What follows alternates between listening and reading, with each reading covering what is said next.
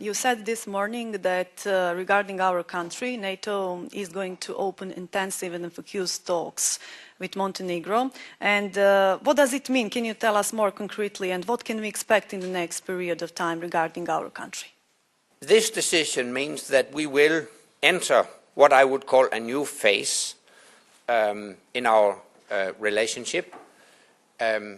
We will open what we call focused and intensified talks with Montenegro, which in practical terms means that we will also intensify our assistance to Montenegro as regards the implementation of necessary reforms.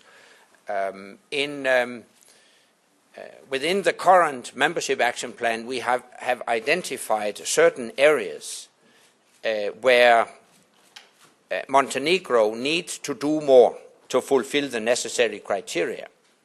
And we will now enter a phase where we will focus more directly on some of the most important issues. And then, at the latest by the end of 2015, foreign ministers will assess the progress and make decisions on whether time is ripe to invite Montenegro to join the alliance. This decision reflects that Montenegro has done a lot to fulfill the necessary criteria, and now we really want to assist Montenegro in walking the extra mile, and one of the areas in which we will have a particular focus is security sector reform.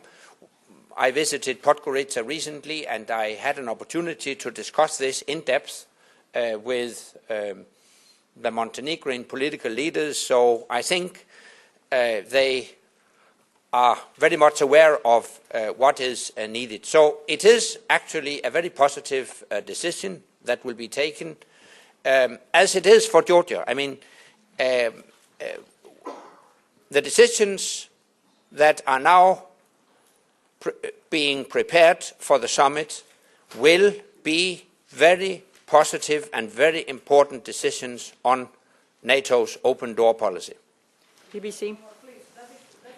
That we can expect invitation as soon as we are ready. We don't have to wait for another summit. It can happen when we fulfill our obligations, that we are ready for NATO and ministers can decide to invite us to join you. Yeah, I think it's an important point to stress that it's not necessarily a summit decision to extend an invitation.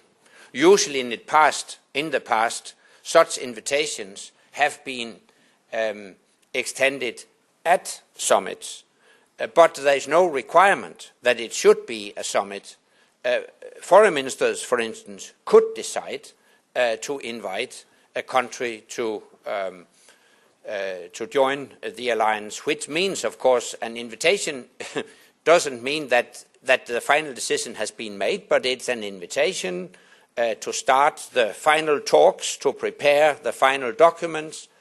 But you're right, it's not necessarily for a summit to take the decision. Ministers can take that decision.